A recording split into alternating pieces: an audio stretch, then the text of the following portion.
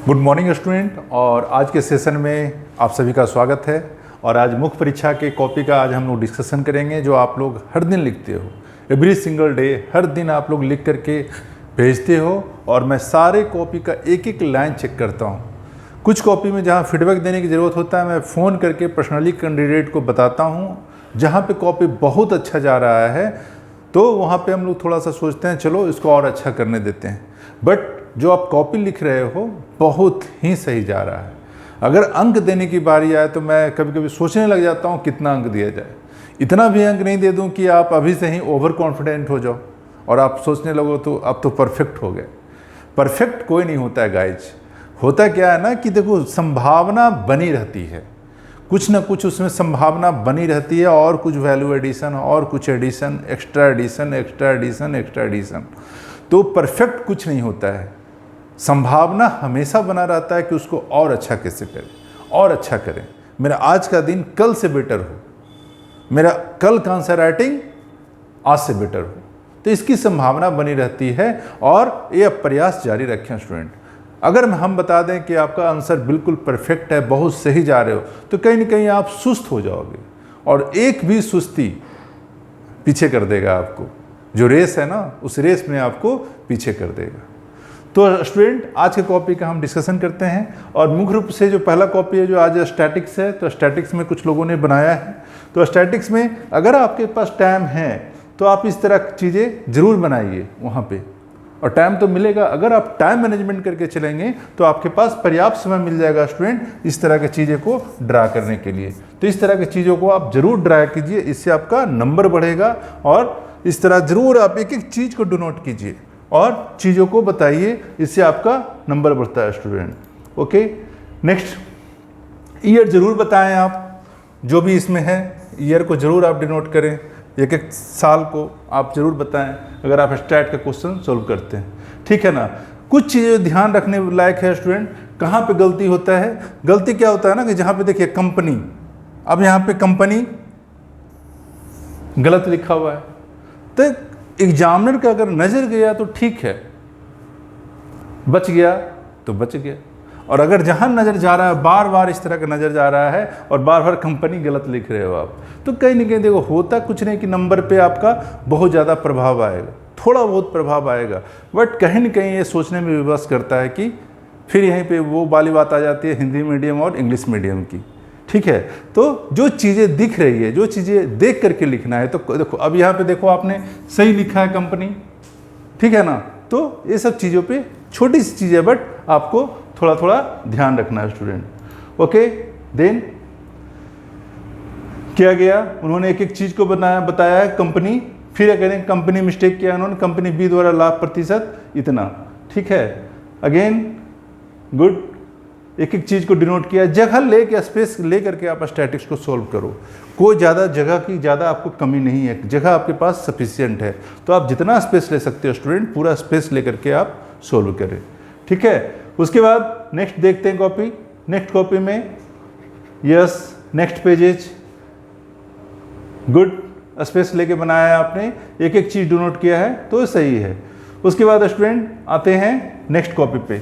अब देखो, अगर प्रश्न का उत्तर अगर आप लिखते हो, इस तरह का अगर आप उत्तर लिख रहे हो और उत्तर में इस तरह का अगर आप बॉक्स बनाते हो तो अच्छा है, स्पेस काफ़ी लेगा, वो लिखने की कम ज़रूरत है और आउटपुट ज़्यादा आता है इससे।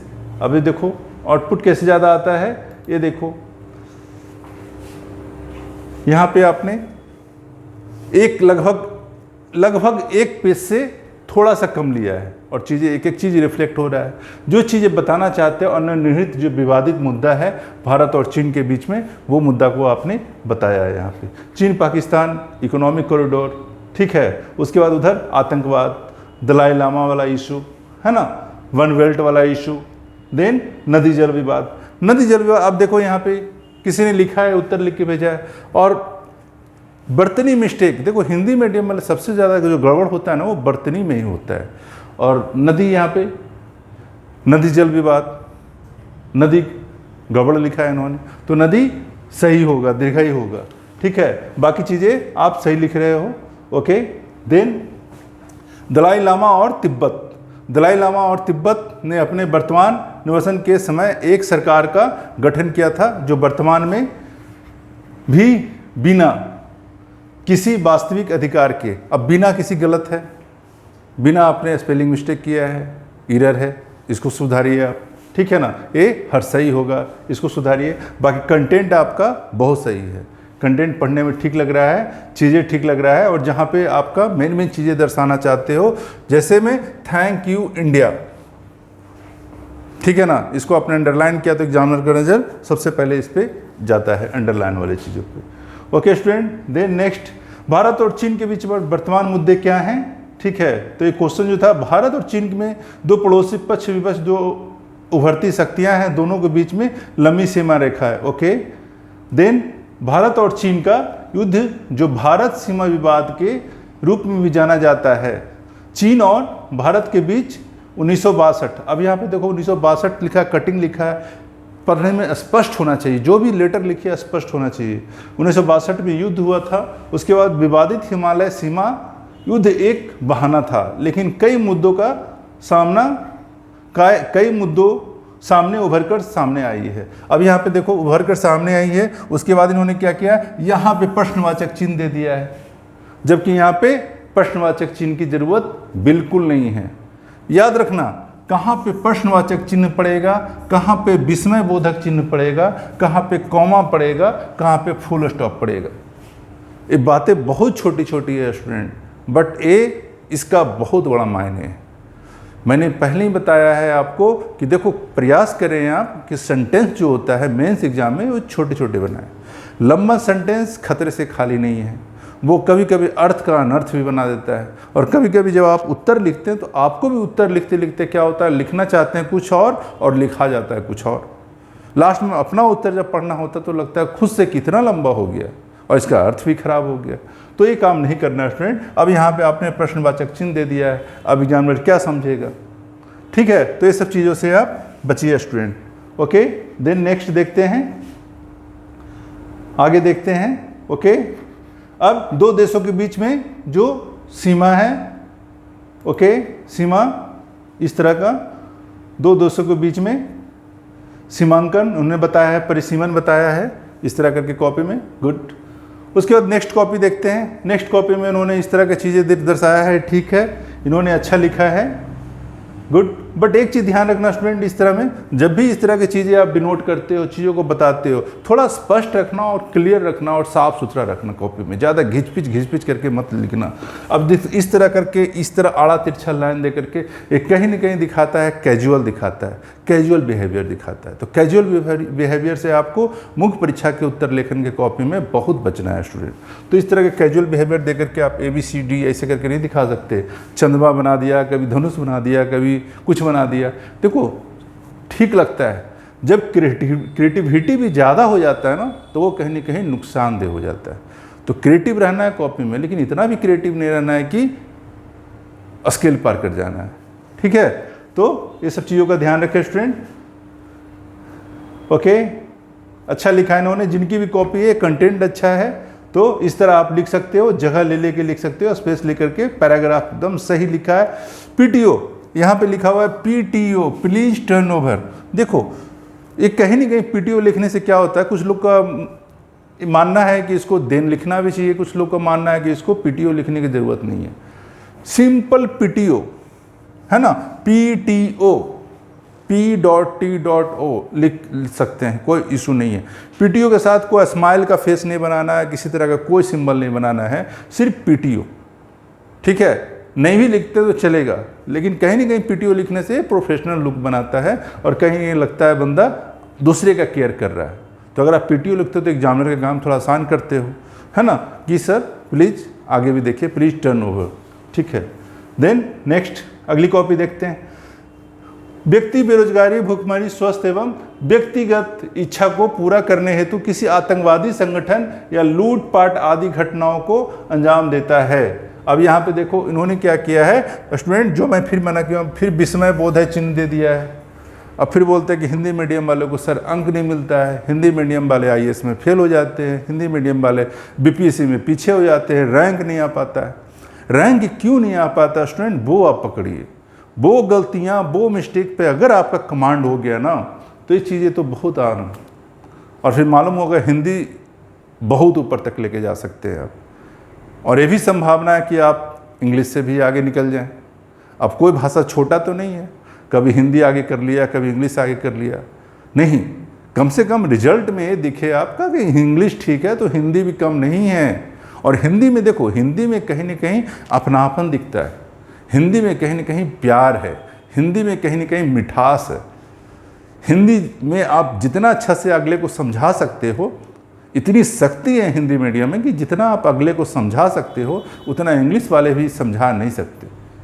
इंग्लिश में दिमाग काम करता है, इंग्लिश का उत्तर जब कोई एग्जामिनर पढ़ता है तो दिमाग से पढ़ता है, लेकिन हिंदी का उत्तर जब कोई पढ़ता है वो दिल से पढ़ता है। और उत्तर अगर सही लिखते हो आप, सही उच्चारण करते हो, सही कंटेंट लिखते हो और सही चीज़ों को अरेंज करके लिखते हो तो वो सीधे सीधे दिल में जाता है। फिर देखो कैसे नहीं अंक मिलेगा, अंक मिलता है स्टूडेंट। आगे नेक्स्ट देखते हैं। तो अनाप शनाप की कटिंग से बचिए, और जहाँ पे ज़रूरत नहीं है स्टूडेंट विस्मय बोधक चिन्ह का, वहाँ पे विस्मय बोधक चिन्ह नहीं देना है।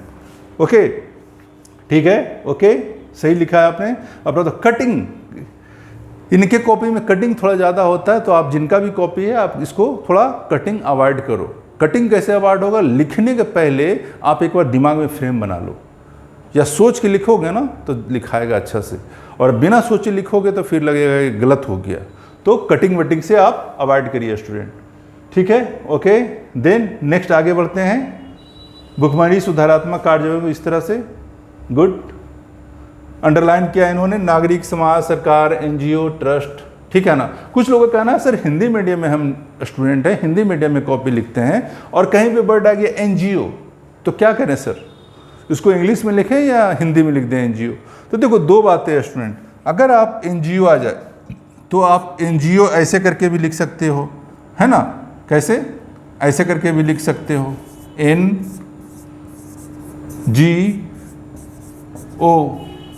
ऐसे करके भी लिख सकते हो, कोई इशू नहीं है।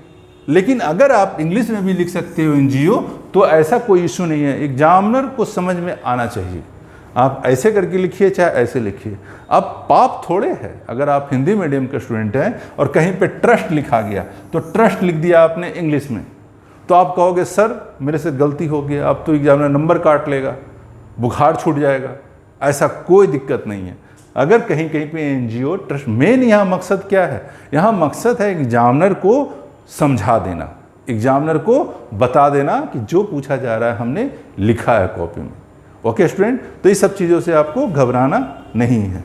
ओके, देन नेक्स्ट कॉपी देखते हैं स्टूडेंट, नेक्स्ट कॉपी। ओके, आगे बढ़ते हैं। और यस, ये जिनका भी कॉपी है, ये कंटेंट इनका बहुत अच्छा है, मैंने चेक करा है, पढ़ा है। बस एक चीज़ ध्यान रखो, आप चीज़ें जो है हम इसी तरह से एकदम सीक्वेंस में लिखो और बिल्कुल एकदम रिफ्लेक्ट करे एक एक चीज़। यस, गुड, इस तरह का आप बना करके लिख सकते हो। जिनका भी कॉपी है बहुत सही, गलवान वैली के बारे में लिखा है, इंडो चाइना रिलेशन के बारे में लिखा है, गुड। इस तरह का अगर आप पेज में बनाते हो स्टूडेंट तो मैं तो कहूँगा पूरा पेज में बनाओ। अगर मैप आपको दिखाना है इस तरह का तो लगभग पूरा पेज में बनाओ इसको, एकदम पूरा जगह लेकर के। और यहाँ पे जरूर एक चीज़ लिखो स्टूडेंट, जो मैं बार बार बोलता हूँ, जब भी इस तरह का मैप लिखने की जरूरत आवे जरूर एक चीज़ लिखो, नॉट टू स्केल। इसके सबसे नीचे में यहाँ पे आप लिख दीजिए नॉट टू स्केल। इससे आप बिल्कुल सुरक्षित होंगे और सेफ जोन में होंगे। क्योंकि कभी कभी क्या होता है ना, जब भी हमको मैप वगैरह बनाते हैं तो एक्चुअल स्केल पे नहीं होता है जो स्केल पे होना चाहिए। तो इस तरह से चीज़ें लिख देने से क्या होता है कि पहले ही हम बता रहे हैं कि जो मैंने मैप बनाया है बस ऐसे बना दिया है, दिखाने के लिए, समझाने के लिए। तो this is not on the scale. Okay student, then next copy देखते हैं। तो इस तरह के जिनका भी कॉपी है ये बहुत सही जा रहा है, बहुत अच्छा लिखा उन्होंने। Yes, then this type of answer. Yes, water dispute, जो वाटर डिस्प्यूट चल रहा है दोनों कंट्री के बीच में, उसको उन्होंने डिनोट किया है और बहुत सही तरीके से बताया है। ओके, देन इस आंसर को, इस कॉपी को देखते हैं। जिनका भी कॉपी है सही लिखा है इन्होंने, कंटेंट सही है इनका। ओके, गुड, सही जा रहे हैं। ये जिनका कॉपी है इनका भी बहुत सही है। एक चीज़ जो आपने यहाँ पे लिखा है इस तरह करके, भारत चीन का जो बीच में इशू है, विवाद है, इस तरह करके आप बना कर लिख रहे हो। इससे अच्छा कि देखो नंबरिंग जरूर आप दे दो। ऐसे करके आप जो एरो करके दे रहे हो ठीक है, चलेगा, बट अगर इसको और बेहतर करना है उत्तर को तो इसको नंबरिंग दे दो 1 2 3 4 इस तरह, जो भी विवाद है, जो भी डिस्प्यूट है। ओके, देन नेक्स्ट कॉपी देखते हैं। यस, ये देखो कितना अच्छा बनाया इन्होंने, कितना अच्छा बनाया इन्होंने। तो इस तरह का पेजेस जब भी आपको प्रेजेंटेशन देना हो, जब भी उत्तर में इस तरह की चीज़ें बताना हो, समय कोशिश कर, अभी से प्रैक्टिस करेंगे ना आप तो उस वक्त समय कम लगेगा आपका, और क्या करके आ जाएंगे आप अपनी कॉपी में, आप सोच नहीं सकते। और एक काम आपको कहाँ से कहाँ पहुँचा देगा आप इमेजिन नहीं कर सकते। ये छोटा छोटा काम, कहने को छोटा सा काम है, लेकिन ये छोटा नहीं, सबसे जरूरी और सबसे बड़ा काम आपके उत्तर लेखन में यही है।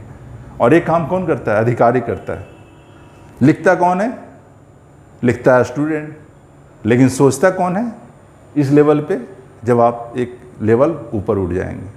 ओके, तो आप स्टूडेंट माइंडसेट से आप थोड़ा सा ऊपर उठिए, अब आप अधिकारी बनने जा रहे हैं, और वो ज़्यादा दिन नहीं है, किसी के पास महीने हैं, किसी के पास साल है। तो इस तरह की चीज़ें आप कॉपी में जरूर करें स्टूडेंट। गुड गोइंग, जिनका भी कॉपी है बहुत सही, और इनको अंक बहुत अच्छा मिलेगा। ओके, इस तरह की चीज़ें आप अंडरलाइन कीजिए। गुड, इस तरह की चीज़ों से आप डिनोट कर रहे हैं, दिखा रहे हैं कॉपी को, बहुत अच्छा है। देन दलाई लामा और तिब्बत, ठीक है, तो जिनका भी कॉपी है बहुत सही जगह लेकर के लिखा है इन्होंने। थैंक यू इंडिया, है ना, शरण देने के लिए उन्होंने बोला था। तो इस तरह की चीज़ों को आप बता सकते हो। सही है, सही स्पेस में लिखा है। गुड, जिनका भी कॉपी है बहुत सही है। अब इस तरह के देखो, भारत चीन के मध्य विवादित जो मुद्दे हैं, जो प्रश्न पूछा गया था, आप इस तरह करके डिनोट कर सकते हो स्टूडेंट, चलेगा। गुड, सही लिखा है। गुड गोइंग, इस तरह की चीज़ें कटिंग अवॉइड कीजिए, बहुत सही आप लिख रहे हो। जिनका भी कॉपी है, कंटेंट अच्छा है उनका, ठीक है। देन इस तरह साइंस एंड टेक्नोलॉजी, जो जेनेटिक्स पे क्वेश्चन था, तो सही लिखा है आपने। अब यस, इस तरह की चीज़ें आप बना सकते हो कॉपी में। अगर इस तरह की चीज़ें अब कर पाने में संभव हो रहा है, टाइम कम लग रहा है, अगर अभी से आप प्रैक्टिस कर रहे हो, टाइम कम लगेगा, और इस तरह के डायग्राम जरूर बनाइए। खासकर साइंस एंड टेक्नोलॉजी वाला जो मुख्य परीक्षा का जो कॉपी होता है उसमें जरूर बनाइए। और अगर आप इसको नहीं बनाते तो बहुत बड़ा अंक आप खोने जा रहे हो, ठीक है। तो वो अंक मिले आपको, ये सब चीज़ें जरूर कीजिए स्टूडेंट। किसी ने किया है कॉपी में, बहुत सही है, ठीक है। मैप डायग्राम बनाते वक्त किसी एक रंग का कलम का यूज करो, ज़्यादा लाल हरा नहीं करना है वहाँ पे, ये सब चीज़ों से बचिए। ओके, देन यस, सही है। जिनका भी कॉपी है बिल्कुल सही है। ये भी जिनका भी कॉपी है, बहुत अच्छा कंटेंट लिखा है आपने, सही किया है। इस तरह देखो कॉपी में, अगर आपके पास समय है स्टूडेंट, जरूर बनाइए। हो सकता है शुरू में आड़ा तिरछा या थोड़ा बहुत टेढ़ा मेढ़ा बनने दो, नो प्रॉब्लम। एक समय आएगा, धीरे धीरे देखना बहुत अच्छा बनेगा। और ये जब कर रहे हो ना, तो सबसे बड़ी चीज़ है देखो क्रिएटिविटी। कहीं न कहीं दिमाग में वो क्रिएटिविटी आपका जन्म ले रहा है, और वो चीज़ें आप कॉपी पे उतार रहे हो, ठीक है। कल के डेट में जब अधिकारी बनोगे तो कहीं न कहीं चीज़ें रिफ्लेक्ट करता है। कोई भी काम करने से पहले आपने एक ड्रा किया पेज पे क्या करना है, प्लानिंग अगर सही से आपका हो गया, फिर एग्जीक्यूशन भी देखना बहुत सिस्टमेटिक तरीके से और विद इन टाइम फ्रेम होगा। तो चीज़ें कहीं न कहीं अभी से रिफ्लेक्ट करता है कॉपी में, और इसको आदत बना लीजिए स्टूडेंट, आपका अंक बढ़ जाएगा, ठीक है। ओके, देन नेक्स्ट देखते हैं। यस, जीन संपादन के लाभ, क्या क्या लाभ हो सकते हैं, एक एक चीज बताया इन्होंने। गुड, यस, खेती के विखंडन मुद्दे से निपटने हेतु उपाय। राइटिंग थोड़ा गड़बड़ है भी चलेगा, नो इशू, इसलिए मैं कुछ नहीं बोलता हूँ। इसलिए कि राइटिंग देखो होता क्या है ना, कि जितने लोग हैं उतने तरह की राइटिंग है ना। तो राइटिंग अगर गड़बड़ है, तो जिसके पास थोड़ा टाइम है अभी, तो वो टाइम का यूटिलाइज करके एक पेज अगर डेली लिखोगे ना, लोग बोलते हैं सर डेली आप लिखने के लिए बोलते हैं, इसीलिए बच्चा इससे देखो बहुत फायदा है। अब जो राइटिंग डेली लिखते हैं उनको पता है कि डेली लिखते ही उनका राइटिंग सुधर गया है। डेली लिखने से आपका बर्तनी मिस्टेक पे कमांड होगा, है ना। डेली लिखने से कहीं ना कहीं दिमाग इस पे प्रेशर आएगा, आप सोचना शुरू करोगे, और जब सोचना शुरू करोगे तो ये वाला जो सॉफ्टवेयर है जो भगवान ने दिया है, ये सॉफ्टवेयर यूज होगा, यूटिलाइज होगा इसका। तो लिखने के बहुत फ़ायदे हैं। अभी देखो, अभी समय है लिखने का, मैं बोल रहा हूँ लिखो लिखो लिखो लिखो लिखो। बहुत लोग लिख रहे हैं, आंसर डेली भेजते हैं, मेरे बोलने का इंतज़ार नहीं करते हैं कि सर आज बोलें तब भेजें, वो खुद अपने मन से भेजते हैं आंसर को चेक करने के लिए। मैं भी समय निकाल के सारे उत्तर को देखता हूँ। कुछ समय बाद बच्चा, जैसे 27 दिसंबर को 27 दिसंबर को बीपीएससी का पीटी एग्ज़ाम है 66वीं का, तो मैं खुद बोलूँगा कि अभी रुक जाओ थोड़ा दिन। क्यों? नवंबर और दिसंबर, हो सकता है 15 नवंबर के बाद मैं बोलूँ कि अभी मेंस थोड़ा रोक दो। 40 दिन 45 दिन 45 डेज पूरा कंसंट्रेट करना है किस पे? Prelims exam. 45 डेज याद रखना, मैं फिर से रिपीट कर रहा हूँ, 45 डेज आपको totally devoted to prelims examination. Mains में 45 डेज के लिए छोड़ने के लिए बोलूँगा। जैसे ही आप एग्जाम दे करके आओगे प्रीलिम्स का, उसके बाद फिर मेंस में मैं लगाऊंगा दोबारा से। तो अभी आपके पास 15 दिन का इधर समय है, इस समय को अच्छे से यूटिलाइज कर लो। कहीं इस समय चूक गया तो फिर आप अटक जाओगे, है ना। तो ना आप पीटी के रहोगे ना आप मेंस के रहोगे। तो कोई भी चीज़ कायदे से करोगे ना तो बहुत काम आपके लिए आसान हो जाएगा स्टूडेंट। तो धीरे धीरे ये देखते हैं, जिनके पास टाइम है तो आप थोड़ा सुधार सकते हैं। गुड, इस तरह की चीज़ें बना सकते हो कॉपी में, अच्छा है। बट इसको थोड़ा घिचपिच मत करना, साफ साफ स्पष्ट रखना। जैसे यहाँ पे अपने स्पष्ट रखा, ज़्यादा घिचपिच करने की जरूरत नहीं है। जो भी लिखे, लिखने से पहले एक बार सोच लें कि हम क्या लिखने जा रहे हैं, ठीक है। और यहाँ जो लिखे ना, एक चीज़ और ध्यान देना, यहाँ जो लिखो उसको अंडरलाइन करने की ज़रूरत आपको नहीं है। इसको अगर अंडरलाइन कर देते तो आपका घिचपिच हो जाता है, तो इसको आप अंडरलाइन नहीं करो। ये दिख रहा है, जो अब चीज़ें आप डिनोट कर रहे हो वो दिख रहा है, रिफ्लेक्ट कर रहा है, तो इसको आप अंडरलाइन नहीं भी कर सकते। ओके, देन नेक्स्ट कॉपी बढ़ते हैं। इस तरह की चीज़ें बना सकते हो। Good, okay. जिनका भी कॉपी है सही लिखा है इन्होंने, मैं बहुत इंप्रेस हूँ कॉपी से। गुड, सही है, यस, कंटेंट सही लिखा है आपने। इस तरह की चीज़ें बना सकते हो कॉपी में, नो इशू। गुड, सही है, गुड गोइंग, सही जा रहे हैं। आंसर सोचो ना, कोशिश करो कि आपका जो आंसर है ना वो डाइवर्सिफाइड रहे, इस पे जरूर फोकस करो, हर एंगल से सोचो। अगर किसी उत्तर में हमको इंडियन पॉलिटी का कोई कॉन्स्टिट्यूशन से रिलेटेड कोई आर्टिकल देना है, आर्टिकल का चर्चा करना है, तो वो जरूर बताओ आप। इन्वायरमेंट से कहीं कहीं कोई इशू है, उससे रिलेटेड कोई इंडियन पॉलिटी में कुछ चीज़ें बताई गई है तो वो जरूर मेंशन करो आप, है ना। हिस्ट्री कहीं पे रेफरेंस मिल रहा है, कल्चर से रेफरेंस मिल रहा है, तो वो चीज़ें जरूर ऐड ऑन करो उत्तर लेखन। ओके, ये देखो, इन्होंने तो पूरा का पूरा मैप ही बना दिया है भारत का। अब चीज़ें डिनोट कर रहे हैं, ये यहाँ है, यहाँ है। देखो, इसको करो वेल एंड गुड, बट दो चीज़ें इसमें करना, एक तो नॉट टू स्केल लिखना मत भूलना, दूसरा चीज़ें क्या करना कि इतना बनाने के लिए आपके पास सफिशिएंट टाइम होना चाहिए। अभी से प्रैक्टिस करो, इतना करो कि कम से कम वहाँ पे एग्जामिनेशन हॉल में कम से कम समय में ये बन जाए स्टूडेंट। ओके, देन फिर आपसे बड़ा शहंशाह कोई नहीं। Okay, good going. इस तरह चीज़ें इन्होंने डिनोट किया है, बता दिया है, इस तरह यहाँ पे बता दिया है, कर सकते हो। ये बहुत ही टाइम का आपका यूटिलाइज तो करेगा, पूरा पेज लेगा, एक पेज पूरा ले लेगा और कम समय में आपको ज़्यादा अंक दिला देगा student. Okay, then next copy, yes. जाने से बाजार में कीमतों में आने वाले उतार चढ़ाव का प्रतिकूल होगा। फिर जरूरत नहीं है विस्मय बोधक चिन्ह देने का। अगेन, बाजार नहीं होता है, बाजार होता है, बाजार नहीं होता है, ठीक है। तो ये सब चीज़ों पे ध्यान देना student. Then next copy, yes. वर्तमान कृषि विधेयक 2020 के मुख्य प्रावधानों की चर्चा करना एवं विश्लेषण करना। अगर प्रश्न इस तरह का हो तो इस प्रश्न में देखो, जैसे इस तरह का प्रश्न आए तो लिखा हुआ है वर्तमान कृषि विधेयक 2020। अभी जो नई वाली है ये कृषि विधेयक 2020 में, तो उसके मुख्य प्रावधानों की चर्चा करना है। इसमें इस क्वेश्चन में दो चीज का आंसर देना है मात्र, क्या? मुख्य प्रावधान और विश्लेषण, उसका विश्लेषण करना है। बॉडी पार्ट तो दोगे ही दोगे आप, ओपनिंग तो करेंगे ही करोगे आप, कंक्लूजन तो दोगे ही दोगे, वो उसी के साथ इंक्लूड है। ओके, देन नेक्स्ट, इस तरह का चीज़ें करके संसद द्वारा पारित कृषि विधेयक, बहुत सही क्रिएटिविटी है। इस तरह आपने बताया संसद द्वारा पारित कृषि विधेयक क्या क्या है, 1 2 3 3 पॉइंट दे करके आपने इस तरह की चीज़ें बता दिया, बहुत सही किया स्टूडेंट। ओके, देन नेक्स्ट देखते हैं, इस तरह की चीज़ें आप बता सकते हो। देखो घिचपिच जो मैं हमेशा बोलता हूँ कि इस तरह की चीज़ें कॉपी में आपका नहीं होना चाहिए, कहीं ना कहीं दिमाग में नकारात्मकता लाता है इस तरह का कटिंग वटिंग देख करके, है ना।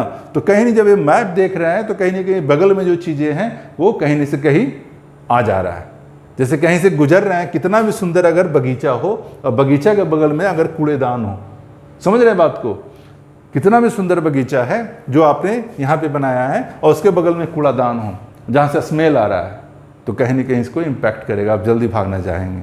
पढ़ने का इच्छा भी हो तो क्या करेंगे, आप नहीं पढ़ पाएंगे, जल्दी से जितना जल्दी यहाँ से निकलना हो निकलेंगे, ठीक है, ड्यू टू दिस डस्टबिन। तो ये कटिंग शटिंग इसको प्रभावित करेगा। ओके स्टूडेंट, तो गुड गोइंग, अच्छा है, जिनका भी कॉपी है सही है।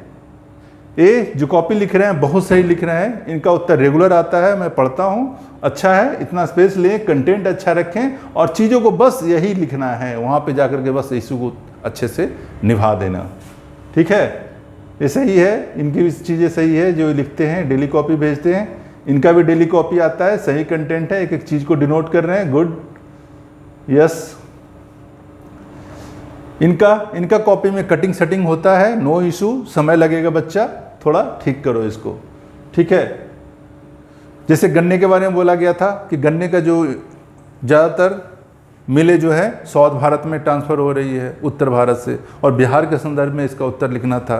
हाँ, तो गन्ने में होता क्या क्या, जैसे गन्ने को लंबे समय तक भंडारित नहीं किया जा सकता, क्यों, क्योंकि अगर लंबे समय तक इसको अगर भंडारित करेंगे, स्टोरेज करेंगे, तो क्या होगा, उसमें जो सुक्रोज होता है वो सुक्रोज का क्षय हो जाता है, तो उससे बचने के लिए। दूसरा, इसका परिवहन ज़्यादा दूर तक भी गन्ने को नहीं ले जाया जा सकता है।